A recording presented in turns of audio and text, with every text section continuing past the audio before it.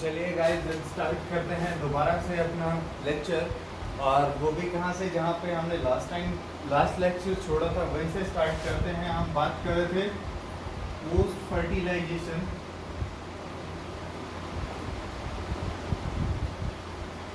Post fertilization events में हम बात कर रहे थे। इंसेमिनेशन और फर्टिलाइजेशन तक हमारा सारा कंप्लीट हो चुका था। हमने बात की थी किसकी, क्लीवेज की बात कर रहे थे। क्लीवेज में हम सबसे पहला स्टार्ट करेंगे, आज जो फर्स्ट स्टार्ट करेंगे हम मोरूला फॉर्मेशन।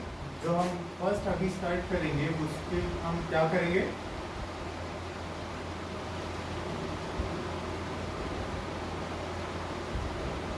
मोरूला फॉर्मेशन से स्टार्ट करेंगे।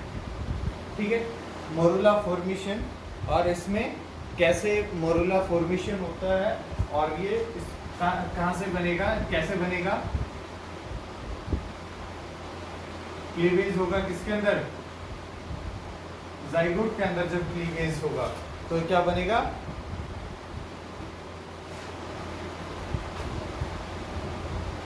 तो हमारा क्या बनेगा, जाइगोट बनेगा। ठीक है, मोरूला बनेगा। अब ये कैसे होता है, कहाँ होता है, देखिए एक बार मैं ये फ्लोपियन ट्यूब ड्रॉ कर रहा हूँ। मैं क्या ड्रॉ कर रहा हूँ, फ्लोपियन ट्यूब। तो आपने देखा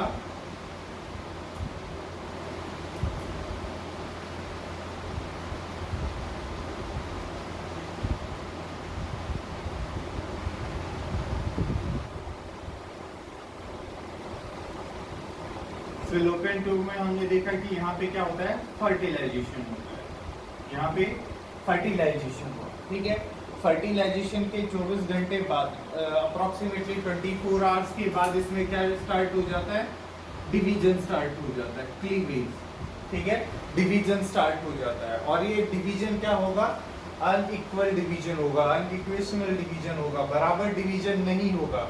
ठीक है, और ये डिवीजन स्टार्ट कहाँ से होगा, हमने एक बात की थी आपने, जहाँ से हमने स्पर्म की एंट्री कराई थी एग के अंदर, उस एरिया को, उस साइट को क्या बोल रहे थे हम, एनिमल पोल। तो उस जगह को हमने क्या नाम दिया था, एनिमल पोल। आपको याद है हमने ये एनिमल पोल इधर बताया था। तो यहाँ एनिमल पोल होगा और यहाँ से ये डिवीजन स्टार्ट होगा, किधर जाएगा, एनिमल पोल से वेजिटल पोल। ठीक है, ये क्या करेगा, जो फर्स्ट डिवीजन है ये इसको दो पार्ट्स में डिवाइड कर देगा। ये दोनों पार्ट्स में भी इक्वल हो सकते हैं और अनइक्वल। जो ज़्यादातर ये क्या होंगे, अनइक्वल होंगे। और इन दोनों को हम क्या बोलते हैं, जो दो पार्ट्स या दो सेल बनेगी, हम इसको क्या बोलते हैं, ब्लास्टोमियर्स। इन दोनों सेल्स को हम क्या बोलेंगे भाई,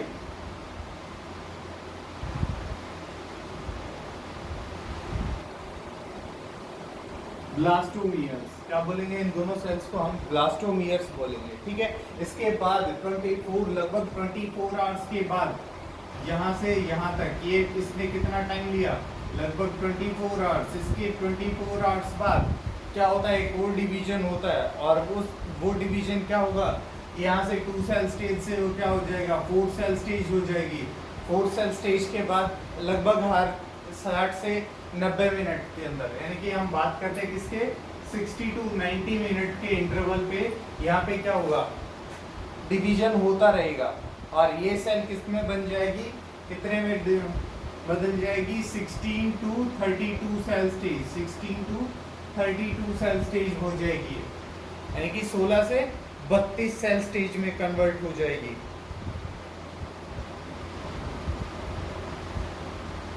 अब ये जो क्लीवेज है, हमने क्या कहा, इसमें क्या क्या होता है।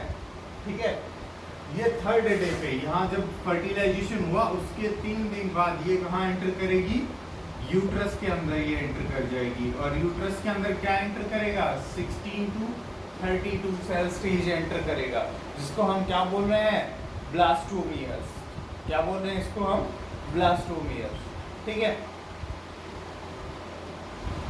अब ये क्या होगा, जो सेल थी, पहला डिवीजन ये हुआ, इसके परपेंडिकुलर दूसरा डिवीजन होगा।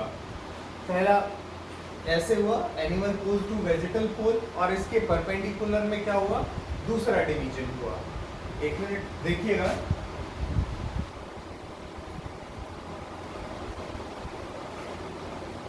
ठीक है।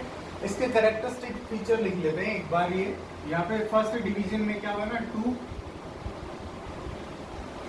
ब्लास्टोमियर्स बने थे, ठीक है।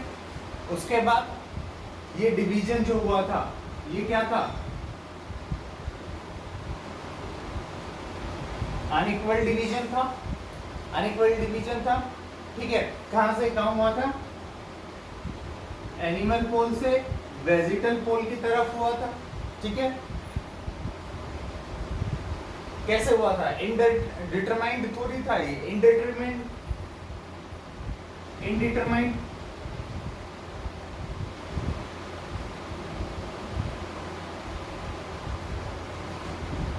इंडिटरमाइंड था। ये क्या है, नेक्स्ट क्या है, कैरेक्टरिस्टिक फीचर है ये इसका, ये क्या है, कैरेक्टरिस्टिक फीचर, ठीक है। यहाँ हम एक और चीज की बात करेंगे कि ये सेल्स इतनी जल्दी क्यों डिवाइड हो जाती हैं, और कुछ लॉ की भी बात करेंगे। मतलब जो सेल डिवीजन हो रहा है यहाँ पे, वो 2 लॉ हैं हमारे पास, एक तो बाल्फोर लॉ है और दूसरा सेक्स लॉ है, तो दोनों की हम बात करेंगे। उससे पहले एक फीचर हम और लिख देते हैं इसका, ये क्या है, ड्यूटेरोस्टोम है, ड्यूटेरोस्टोम। इसको हम पढ़ेंगे, ड्यूटेरोस्टोम्स क्या होते हैं। ड्यूटेरोस्टोम का कैरेक्टरिस्टिक फीचर है ये, ठीक है। और ये जो डिवीजन है ये कैसा है, होलोब्लास्टिक, होलोब्लास्टिक डिवीजन। इसकी हम बात करेंगे एक बार, इसको पूरे को कवर कर ले, फिर इन 2-3 पॉइंट्स पे हम बात करेंगे, ठीक है।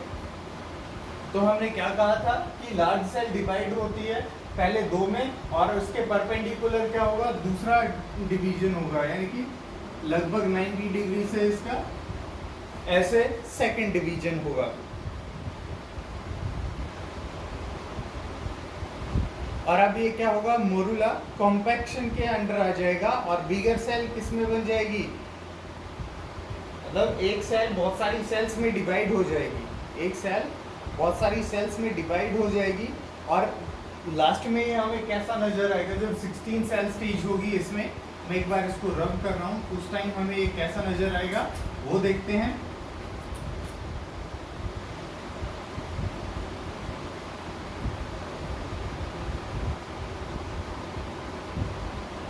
जो पेरिफेरल सेल हैं, यानी कि जो बाहर की तरफ जो सेल्स हैं, वो तो क्या होंगी, थिन और फ्लैट, ठीक है। और जो अंदर की साइड सेल होंगी वो क्या होंगी, bigger in size, larger in size बोल सकते हैं हम, ठीक है। और जो लार्जर सेल हैं उनको हम क्या बोलेंगे, मैक्रोमियर्स। और जो स्मॉलर हैं, ये जो स्मॉलर हैं इनको हम क्या बोलेंगे, माइक्रोमियर्स। और जो बड़ी हैं उनको हम क्या बोलेंगे, मैक्रो। और इन दोनों को हम क्या बोलते हैं, ब्लास्टोमियर्स।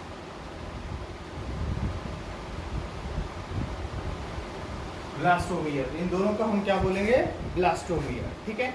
ये तो यहाँ तक हमारा क्या था, ब्लास्टोमियर्स फॉर्मेशन, यानी कि ब्लास्टूला की फॉर्मेशन, या मोरुला, क्या पढ़ रहे थे हम, मोरुला की फॉर्मेशन पढ़ रहे थे हम। अभी हम पढ़ेंगे ब्लास्टूला फॉर्मेशन, ब्लास्टूला की फॉर्मेशन कैसे होती है और कहाँ होती है, ठीक है, फॉर्मेशन ऑफ ब्लास्टूला। अब एक चीज़ मैं यहाँ पे उस ब्लास्टूला फॉर्मेशन पे जाने से पहले मैं एक छोटी सी चीज़ यहाँ पे बताना चाहूँगा, एक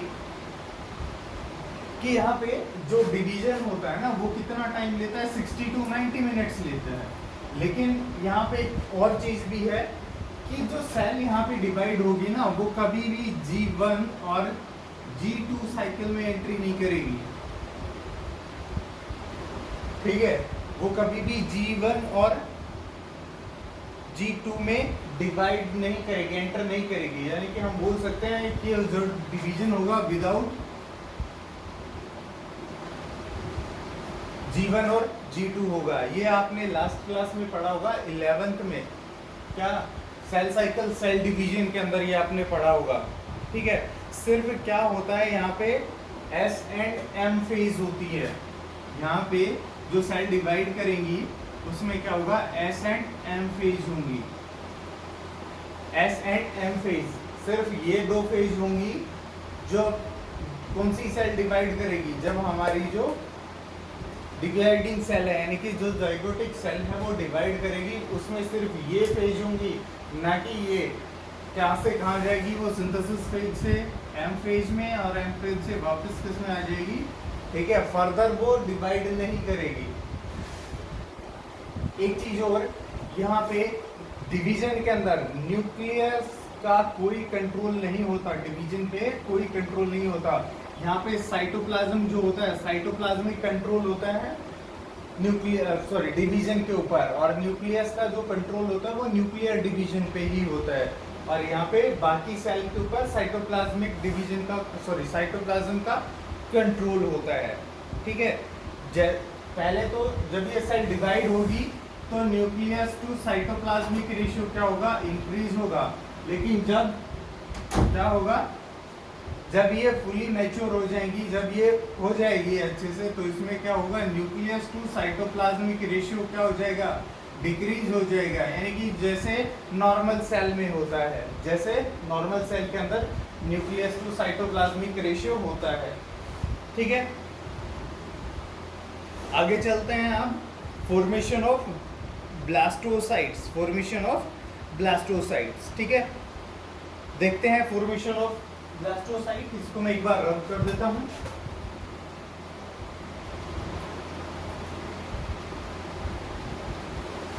उसी तरह हमें डायग्राम बनाना है, सेम डायग्राम हमारा, इसको थोड़ा सा हम बड़ा बनाते हैं ताकि इजी से समझ आए।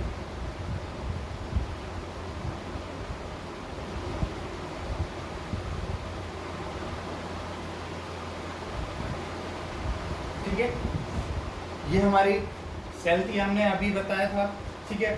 इसके बाद एक मेम्ब्रेन होगी,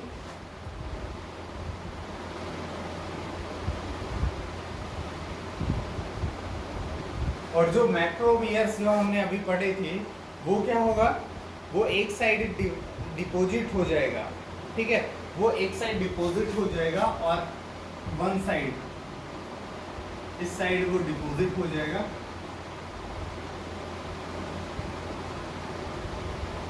और जब ये ऐसा स्ट्रक्चर बन जाता है तो जो ये सेल्स हैं, ये इस सेल्स को हम क्या बोलेंगे, ट्रोफोब्लास्ट।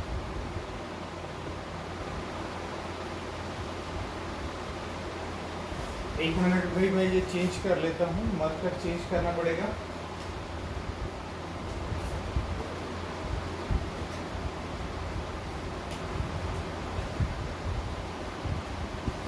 ये क्या बोलेंगे, इसको हम ट्रोफोब्लास्ट बोलेंगे, ठीक है।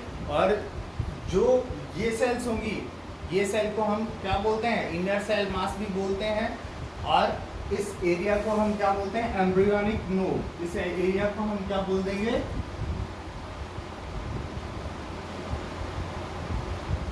एम्ब्रियोनिक नोड बोलते हैं, और इन सब सेल्स को हम क्या बोलते हैं, आईसीएम, इनर सेल मास, ठीक है। और ये जो सेल्स हैं, ये जो यहाँ की सेल है, जहाँ से आईसीएम यानी कि इनर सेल मास, और जो ट्रोफोब्लास्ट है, यहाँ से जो कांटेक्ट पॉइंट है, ये वाला जो पॉइंट है, इसको हम क्या बोलेंगे, रॉबर्ट सेल्स। कौन सी सेल्स बोलेंगे, रॉबर्ट सेल्स।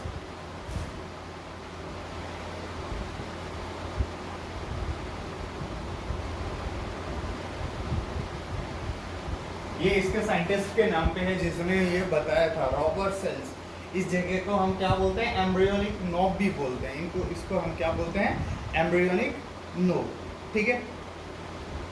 इसके बाहर कौन सी है, ये इसके बाहर की तरफ ये जो मेम्ब्रेन हमने बताई थी, ये कौन सी है, वेटेलाइन मेम्ब्रेन।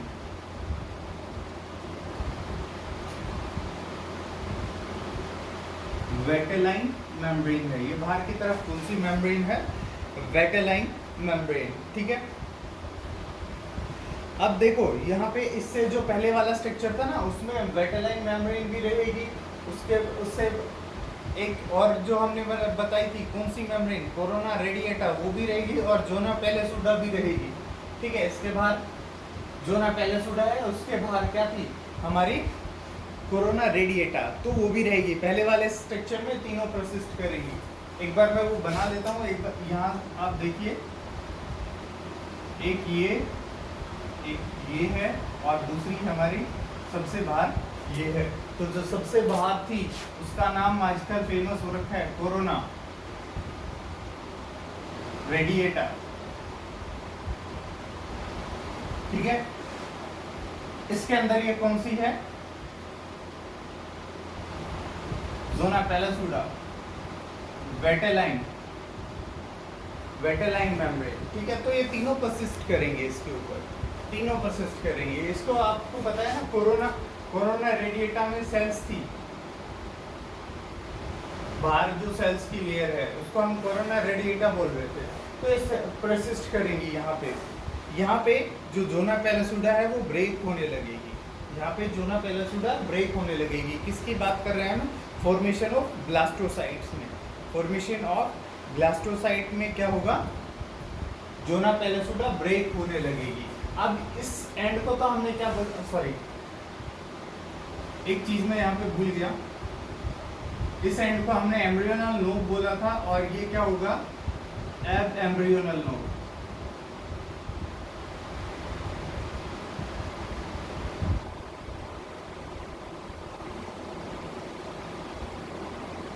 और यहाँ पे एक चीज मैं अभी बता देता हूँ, जो हमारी जोना पैलासुडा थी वो क्या हो जाएगी? ब्रेक।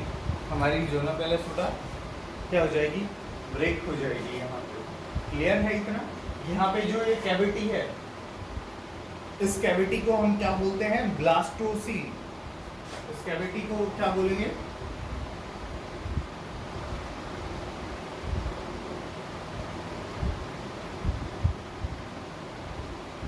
ब्लास्टोसील। जो यहाँ जो ये कैविटी है इसको हम क्या बोलेंगे? ब्लास्टोसील बोलेंगे। ठीक है, क्लियर है यहाँ तक? आगे देखिए, अब इम्प्लांटेशन। अब ये कितना यहाँ हो गया? ब्लास्टोसील के तक, यानी कि ब्लास्टुला फॉर्मेशन हो गया। ब्लास्टुला फॉर्मेशन के बाद अब क्या होगा? इम्प्लांटेशन। इम्प्लांटेशन में क्या होता है देखिए,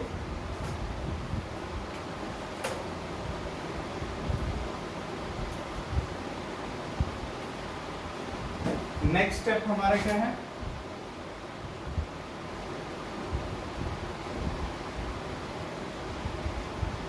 इम्प्लांटेशन। इम्प्लांटेशन में क्या होगा कि जो एम्ब्रियो है, जो डेवलपिंग एम्ब्रियो था हमारा, ये क्या होगा? जो हमारी यूटेरियन वॉल है, जो यूट्रस की वॉल थी,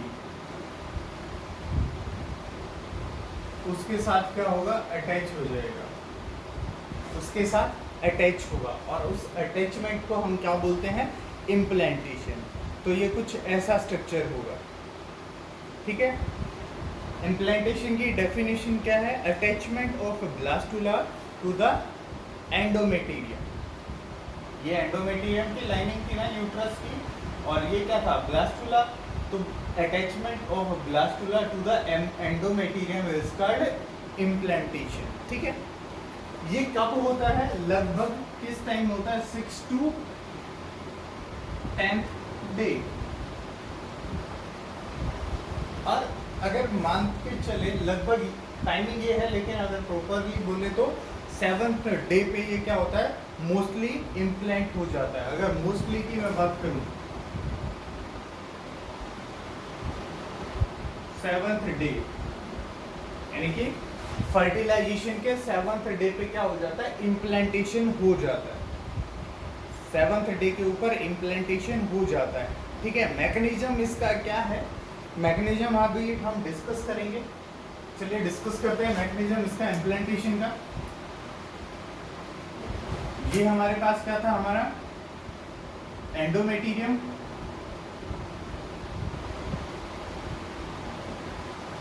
ठीक है, और ये हमारा क्या था? सॉरी, इसको सिंपल ही बना देता हूँ मैं एक बार फॉर अंडरस्टैंडिंग पर्पस। ये हमारे पास हमारा ब्लास्टुला था।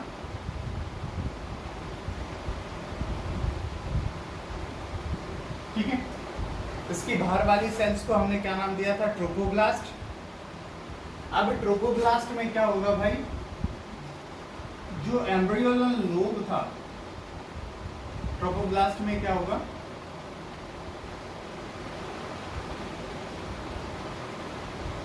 ये देखिए यहां पे क्या था हमारा इनर सेल मास, आईसीएम जिसको हम बोल रहे थे, ये क्या करेगा, ये हमारी ट्रोपोब्लास्ट थी। अब ट्रोपोब्लास्ट क्या करेगी, इंक्रीज करेगी, ट्रोपोब्लास्ट का ये एरिया इंक्रीज होने लगेगा और इसको साइटोट्रोपोब्लास्ट बोलेंगे, साइटोट्रोपोब्लास्ट। केवल यहाँ पे क्या होगा, सॉरी हाँ सिंसाइटोट्रोपोब्लास्ट बोलेंगे इसको। इसमें क्या होगा कि सिर्फ न्यूक्लियस का डिवीजन होगा, और न्यूक्लियस का डिवीजन हो जाएगा और यहाँ से जो सेल्स थी वो आगे की तरफ बढ़ने लगेंगी, आगे की तरफ इतना इनका साइज इंक्रीज हो जाएगा। और कब तक बढ़ेंगी ये, जब तक कि ये मदर का जो ब्लड वेसल्स हैं, किसके अंदर, ब्लड वेसल्स किसके अंदर, एंडोमेटेरियम वॉल के अंदर, तब तक ये उनके साथ कनेक्शन एस्टेब्लिश नहीं करते, उस टाइम तक ये क्या होते रहेंगे, इनका साइज इंक्रीज होता रहेगा। ठीक है, और ये क्या बना देती है, प्लेसेंटा बना देती है। ये क्या बनाएगी, प्लेसेंटा बनाएगी, प्लेसेंटा बनाएगी। ठीक है, प्लेसेंटा कहाँ से डेवलप होता है, याद रखना, ट्रोपोब्लास्ट की सेल्स क्या बनाती हैं, प्लेसेंटा बनाती है। अब प्लेसेंटा क्या करेगा, न्यूट्रिशन प्रोवाइड करवाएगा। ठीक है, ये कनेक्शन है किस किस के बीच में, between the mother and developing embryo, किस किस के बीच में कनेक्शन है, ये मदर और डेवलपिंग एम्ब्रियो के बीच में। ठीक है, यहाँ पे जो सेल्स होंगी वो फाइब्रोब्लास्ट सेल्स होंगी। और सॉरी एक चीज मैं बताना भूल गया, ये जो स्ट्रक्चर बनेगा ना, ये इसको हम बोलते हैं कोरियोनिक विलाई। इसको हम क्या बोलते हैं, कोरियोनिक विलाई।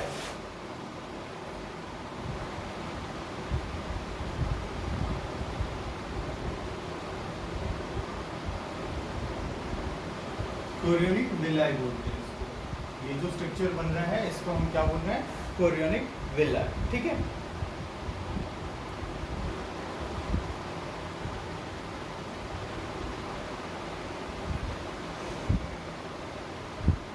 यहां तक क्लियर है, क्लियर है। तो यहाँ तक इतना ही आज। इम्प्लांटेशन का कुछ पार्ट बचा हुआ है, वो हम नेक्स्ट वीडियो में करेंगे।